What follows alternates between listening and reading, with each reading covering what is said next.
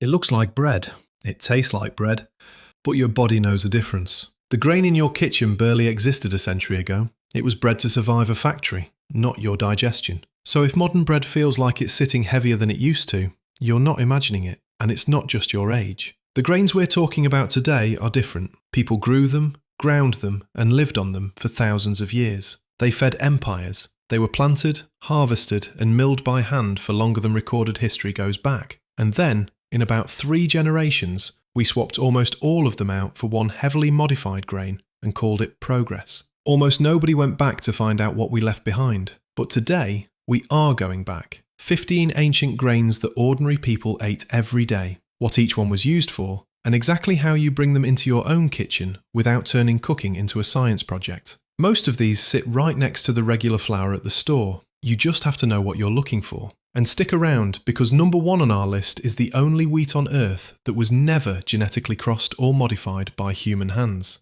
It's the grain every other wheat came from, and the absolute easiest on your stomach. Let's get into it. Number 15 is spelt. Spelt has been grown for more than 7,000 years. It fed much of medieval Europe and shows up in old monastery records, but it never fully disappeared. In fact, it's the most widely available ancient wheat in stores today. If you've seen an ancient grain on a shelf, odds are it was this one. What sets spelt apart from modern wheat is simple. It carries more protein, more fibre, and it has a different, simpler gluten structure than today's bread wheat. Now, I want to be clear and honest here, because this audience deserves the facts. Spelt is not gluten-free, and it is not safe for anyone with celiac disease. But a lot of people who feel weighed down by ordinary wheat find that spelt sits easier. The traditional reputation, and what many people report today, is that it's a gentler grain. Bringing it back into your kitchen is pretty easy. Spelt flour is the closest thing on this list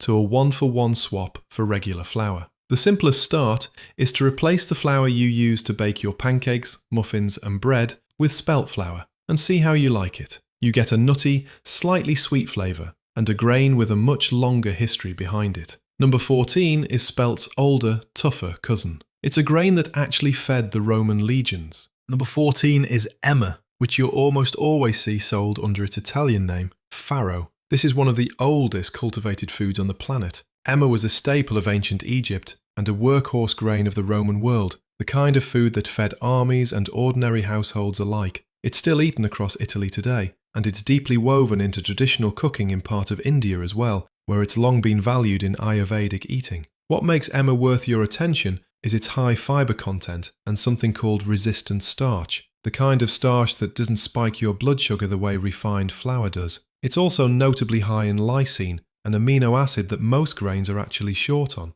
In the traditional kitchens that have leaned on it for centuries, emmer carried a reputation as a grain that gave steady energy and sat well. This is a simple grain to add to your diet. You buy whole farro and you cook it like rice. You simmer it in water or broth until it's tender and chewy. It is very hard to ruin. Pair the grain with some roasted vegetables and olive oil, or a spoonful stirred into a soup or stew to give it body. Number 13 is the grain that carries a long-standing reputation for doing one specific, very important job in the body. Number 13 is barley. Barley is one of the very first grains humans ever domesticated. It shows up as a foundational food across the ancient Near East, and it's named in some of the oldest texts we have as a first staple. For most of human history, barley was a daily food source. Now here is where barley earns its spot. And by the way, this is one of the few claims in this entire video that isn't just traditional reputation. This is about as well established as nutrition science gets. Barley is exceptionally high in a soluble fibre called beta-glucan, and beta-glucan has been studied so thoroughly for its effect on cholesterol that health authorities actually allow it to carry an official heart health claim. The short version is this: getting enough beta-glucan from barley as part of a sensible diet is recognised as something that can help lower cholesterol and support a healthy heart. That is a real, repeatedly confirmed finding, not folklore. You do need to buy the right one though. Whole or hulled barley keeps the most fibre and nutrition. Pearl barley, the more common kind, cooks faster but has had some of the good outer layer polished off. Either works, but if you want the most beta-glucan, reach for hulled. The easiest way to prepare it is the oldest way, a barley soup. It simmers until thick and tender. You can also cook it like rice and use it as a chewy base for a grain salad. Number 12 leaves the wheat family behind entirely and heads to Africa, to a grain that survives where almost nothing else will. Number 12 is sorghum, and this is the first grain on our list that is completely gluten-free. Sorghum has fed people across Africa for thousands of years, and a big part of why is its toughness. It thrives in heat and drought, in dry, difficult soil where many other crops give out. For countless communities, that reliability was everything. When the harvest was uncertain, sorghum was the grain you could count on, and it's still a staple for a huge share of the world today. For your kitchen, the appeal is straightforward. Sorghum is naturally gluten-free. It's rich in fibre and antioxidants, and it has a mild, slightly sweet flavour that makes it easy to work into food. It doesn't ask you to acquire a taste for it the way some grains do, and it has one genuinely fun trick. Whole sorghum can be popped, just like popcorn, into tiny, crunchy puffs you can snack on or scatter over a meal. Beyond that, you can simmer the whole grain like rice for a chewy base, or buy sorghum flour, which behaves nicely in gluten-free baking. Number 11 was feeding ancient China and India long before rice took the throne. And the strange part? It can be fluffy like couscous or creamy like porridge from the very same pot. Number 11 is millet, a grain so old and so widespread that several different ancient cultures built their daily food around it. Before rice and wheat dominated the table, millet was a core staple across ancient China, India, and Africa. It comes in several forms, with names you may have heard,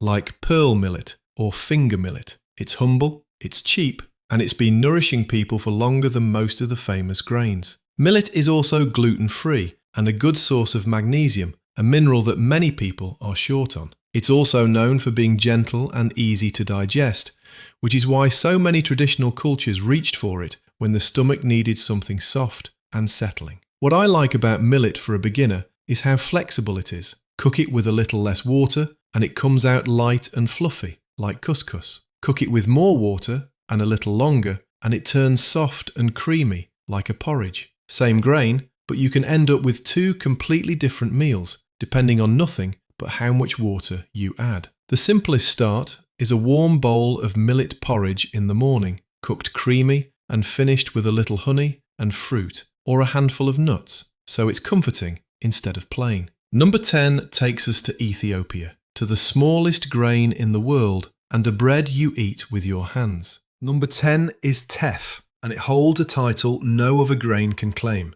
It is the smallest grain in the world. Teff has been the backbone of Ethiopian and Eritrean eating for thousands of years. It's the grain behind injera, a large, soft, slightly sour flatbread. Food is served right on top of it, and you tear off pieces to scoop everything up. If you saw our fermented foods video, you already met injera there. This is the grain underneath it. For something so tiny, Teff punches far above its weight. It's gluten-free and unusually high in iron and calcium for a grain. These are two things that matter a great deal to an audience thinking about energy and bone strength. Because the grain is so small, you actually eat the whole thing, bran and all, which is where a lot of that nutrition lives. The simplest way to experiment with teff in your kitchen is to make a small bowl of teff porridge, the way it's been eaten in the Horn of Africa for longer than almost any food tradition on earth. You can also use teff flour to add a deep, earthy note and a mineral boost to your baking. Number 9 is fonio, a West African grain I'd bet most people watching have never heard of. I sure hadn't until pretty recently. But once you learn what it is, you start to wonder how something this useful stayed hidden for so long. Fonio runs deep in West Africa. The Dogon people of Mali hold that the entire universe was born from a single grain of fonio. They call it the seed of the universe, the source of all life. And in Senegal, one of its names translates to food for royalty, the grain you serve to an honoured guest. This was never a lesser crop. It was treasured by the cultures that grew it, even as the rest of the world overlooked it completely. That's finally starting to change, and for good reason. Fonio is gluten-free and unusually well-rounded. It's rich in two amino acids that most grains run short on, methionine and cysteine. Your body can't make these on its own, and it leans on them for real work, like repairing and building tissue, and producing glutathione, the body's own master antioxidant. It's also light and easy to digest. For those of you who have a busy kitchen or are short on time, Fonio cooks in about 5 minutes. You pour it into hot water, take it off the heat, let it sit, and fluff it with a fork, and it's done. The simplest start is to use it exactly like couscous, as a quick, fluffy base under a stew or vegetables. Number 8 was so sacred that only the Inca emperor himself was allowed to plant the first seeds of the season. They called it the mother of all grains. Number 8 is quinoa, and unlike most of what we've covered, this one is technically not a grain. It's a seed, but people have cooked it and eaten it like a grain for thousands of years, so it has more than earned its place here. Quinoa was sacred to the Inca. It was a staple of the Andes, grown high in the mountains where little else would survive, and it was central enough to that civilization that for a long stretch of history it nearly faded from view. It endured anyway, and in the last couple of decades it spread across the whole world. What makes quinoa genuinely special is that it's a complete protein. That means it contains meaningful amounts of all 9 of the essential amino acids your body can't make on its own, which is rare for a plant food and almost unheard of for something you cook like a grain. On top of that, it's gluten-free and a good source of magnesium and fibre. For anyone looking to get solid protein without leaning on meat at every single meal, quinoa is one of the easiest answers there is. One practical tip so your first batch tastes right: rinse quinoa under water before you cook it. The raw seed has a natural bitter coating, and a quick rinse washes it away. After that, you cook it like rice, about 15 minutes, and it's ready. Number 7 is quinoa's ancient cousin, another seed the Aztecs treated as something close to holy. Number 7 is amaranth, a tiny seed that's been treasured on 2 different continents for years. In India, amaranth is known as the royal grain and the seed of God. Those names alone tell you how it's regarded. It's a beloved staple of Ayurvedic eating, the grain people reach for on fasting days because it's light, nourishing, and easy to digest. Halfway around the world, amaranth was prized just as highly. It was a cornerstone of the Aztec diet, grown on an enormous scale, and valued so much it was collected by the tens of thousands of tons. For a long stretch, it faded into the background in the West, overlooked and forgotten. But in recent decades, it has come roaring back, as people rediscover what those ancient kitchens knew all along. Here's what sets amaranth apart, even from the other seeds on this list. 1 cooked cup gives you more than a full day's worth of manganese, a mineral most people have never thought about, but one your body uses for brain function and for protecting your cells. Almost nothing else on your plate delivers manganese like that. On top of it, amaranth brings a complete protein, plenty of fibre, and a deep well of magnesium and iron. And it doesn't stop at nutrients. Amaranth is rich in plant antioxidants, and early research, mostly in the lab so far, has been studying it for 2 things this audience cares about: calming inflammation in the body and helping bring down cholesterol. The science is still young, so nobody should call it a cure, but the direction is promising, and it lines up with why so many traditional cultures treated amaranth as a strengthening food. In the kitchen, amaranth has the same trick as sorghum. The tiny seeds pop. Drop them dry into a hot pan, and they burst into miniature puffs in seconds. You can do it at home. Simply scatter the popped seeds over a salad, a soup, or a bowl of yogurt for crunch. Number 6 fools almost everyone. It sounds like wheat, it cooks like a grain, but it's actually a seed from a flower, and it might be the best kept secret on this list. Number 6 is buckwheat. And let's clear up the confusion right away, because the name is completely misleading. Despite having the word wheat in it, buckwheat is not wheat. It's not even related to wheat. It's the seed of a flowering plant, closer to rhubarb than to grain, and it is naturally completely gluten-free. Buckwheat has been a staple for centuries across Russia, Eastern Europe, and Japan. What makes it stand out is a compound called rutin. Buckwheat is one of the richest everyday food sources of it, and rutin has been studied for its role in supporting blood vessels, helping them stay strong and flexible. That's not a fringe claim, it comes from mainstream nutrition research. Add to that a good amount of fibre and minerals, and a low, gentle effect on blood sugar, and you've got a seed that does real work while tasting deeply satisfying. Buckwheat flour makes some of the best pancakes you'll ever have, and it's a backbone of gluten-free baking. The simplest start is a stack of buckwheat pancakes, and if you want to make them really special, top them with the wild fermented fruit preserve we covered in our Ancient Fermented Foods video. Number 5 is the seed ancient warriors and messengers carried with them for one specific reason: endurance. Number 5 is chia. And yes, it's the same chia you've seen in the grocery store, but its story goes back many years before it ever showed up in a smoothie. Chia was a staple of the ancient Maya and the Aztecs, ranked right alongside corn and beans in importance. The word chia itself traces back to a Mayan word connected to strength, and there's a long-told tradition that warriors, runners, and messengers carried chia seeds with them for sustained energy on long journeys. That reputation, chia as an endurance food, has followed it for centuries. Chia is gluten-free, it is a complete protein, loaded with fibre, and one of the best plant sources of omega-3 fats there is. It also does something remarkable in water. A spoonful of chia soaks up many times its own weight in liquid and turns into a soft gel, which is part of why it traditionally helped people feel full and stay hydrated through long, hard days.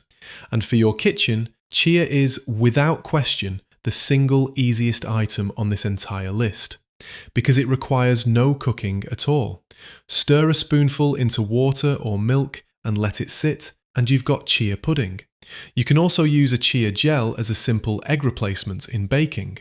The simplest start, though, is one of my personal favourites: overnight chia pudding. My recipe calls for chia seeds, walnut butter, coconut milk, dates, chopped pears, and cinnamon. If you try it, let me know in the comments. Number 4 looks like no wheat you've ever seen. Huge golden kernels, a buttery flavour, and a story that starts inside an Egyptian tomb. Number 4 is Khorasan wheat, which you'll usually see sold under the brand name Kamut. This is an ancient wheat with roots in the Old World, the regions of ancient Egypt and Mesopotamia. There's a famous romantic story that the first modern Kamut grains were grown from a handful found in an Egyptian tomb. That story is almost certainly more legend than history, and I'll be straight with you about that. But the grain itself is genuinely ancient, and it's unmistakable once you see it. The kernels are huge, 2 or 3 times the size of a normal wheat berry, and gold in colour. Khorasan runs higher in protein than most ancient wheats, and it's a good source of selenium, a mineral your body uses to support the immune system. It also has a naturally rich, buttery flavour that comes from its higher, healthy fat content. It does contain gluten, but, like the other ancient wheats, many people report finding it easier to handle than modern bread wheat. The easiest way to enjoy kamut is to cook the whole berries like a pilaf, simmered until they're plump and chewy, where that buttery flavour really comes through. One practical note though, kamut is thirsty. Those big kernels drink up a lot of liquid, so if you attempt to bake with the flour version, expect to add a little more water than usual. And that brings us to the final 3, the heart of the wheat family, ending with the grain that started it all. Number 3 is freekeh, and it's the most unusual entry in the wheat family because of how it's made. Freekeh is wheat, specifically durum wheat, but harvested young while the grain is still green and soft, and then roasted, traditionally over an open fire. That fire roasting is the whole signature of it. The technique is ancient, recorded across the Middle East for a very long time, and the story passed down is that it began partly out of necessity, harvesting grain early and roasting it during hard or uncertain times. The result is a grain with a deep, smoky, almost nutty flavour unlike anything else here. Because freekeh is picked young, it holds on to a lot of protein and fibre, and it has a gentle, low effect on blood sugar. It does contain gluten, since it's a true wheat, so it's not for the gluten sensitive, but for everyone else, it's a flavour-packed whole grain worth checking out. It also brings prebiotic fibre, the kind that feeds the good bacteria in your gut, which ties it right back to the fermented foods tradition we've talked about before. The wonderful thing about cooking freekeh is that the smoky flavour does most of the seasoning work for you. You simmer it like rice for about 20 minutes, and it comes out smoky and satisfying with almost no effort. Number 2 is the grain that, more than any other, deserves to be called the original wheat of the everyday loaf. Number 2 is rye, the grain that built the daily bread of Northern and Eastern Europe. While the warmer parts of the world leaned on wheat, the cold, hardy north leaned on rye, because rye grows where wheat struggles, in poor soil and harsh climates. It became the foundation of the dark, dense, deeply flavoured breads of Scandinavia, Germany, Russia, and the Baltics. For a huge part of Europe, and for a long time, bread meant rye bread. It was peasant food, survival food, and everyday food, all at the same time. Rye brings a real strength to the table, and it comes down to a specific kind of fibre called arabinoxylan. Rye is one of the richest sources of it there is, far more than wheat, and it's a big part of why traditional rye bread has a long reputation for keeping people full and satisfied for hours, instead of leaving them hungry again before lunch. That same fibre also feeds the good bacteria in your gut, which loops right back to the fermented foods we've talked about before. The traditional way to enjoy rye is also the best, at least in my opinion, real, dense, whole grain rye bread. The dark kind, ideally made the slow sourdough way, as we covered in the fermented foods video. Try a toasted slice with a drizzle of high-quality olive oil and a pinch of salt, or topped with a soft-boiled egg and avocado for a breakfast that actually keeps you full till lunch. Just check that what you're buying is made from real rye and not wheat bread dyed brown to look the part. And that brings us to number 1, the oldest of them all, the grain every other wheat descends from, and the one I save for last on purpose. Number 1 is einkorn, and there's a very good reason it closes out this entire list. Einkorn is the original wheat. It's the oldest cultivated wheat on earth, domesticated more than 10,000 years ago, and almost every wheat that came after it, the Spelt and emmer we talked about earlier, even the modern bread wheat sitting in your kitchen, traces back to einkorn, or its wild ancestor. When you eat einkorn, you're not just eating an ancient grain, you're eating the grain that started agriculture itself. And what makes it remarkable, the thing I teased at the very beginning, is that einkorn was never hybridized. It was never crossed and recrossed and engineered the way modern wheat has been. It is genetically almost identical to what the very first farmers grew at the dawn of human civilization. While modern bread wheat has been bred into a complex grain with 6 sets of chromosomes, einkorn still carries just 2. It is, quite literally, wheat in its original form. That simplicity shows up in the grain itself. Einkorn has a different, simpler gluten structure than modern wheat, and it lacks an entire genetic component that modern wheat carries, which is also the part most associated with wheat sensitivity. Now, this does not make einkorn gluten-free, and it is absolutely not safe for anyone with celiac disease. But many people who feel awful after modern wheat report that einkorn is the one they can finally tolerate. On top of that, it is richer in protein and has dramatically higher levels of lutein, the golden antioxidant linked to eye health. It also tends to be lower in the compounds that block mineral absorption, especially when it's made into sourdough, which means your body can actually get more of the good it contains. Einkorn does behave a little differently when you bake with it. Because that gluten is weaker, it won't rise the way you're used to, so it's best to follow recipes written specifically for einkorn, rather than swapping it blindly. But for soft flatbreads, cookies, quick breads, and especially a simple einkorn porridge, it's a joy. Einkorn is really where this whole story comes full circle, because the lesson of all 15 of these grains is the same. We didn't need to invent better food. We had it. We grew it for 10,000 years. We just walked away from it, and most people never knew there was anything to walk back to. So there they are. 15 ancient grains that built entire civilizations, fed armies, and kept ordinary people strong for centuries, until modern living swapped them off your plate for one engineered substitute. You don't need to bring back all 15 at once. Pick one this week. Cook a pot of farro like rice.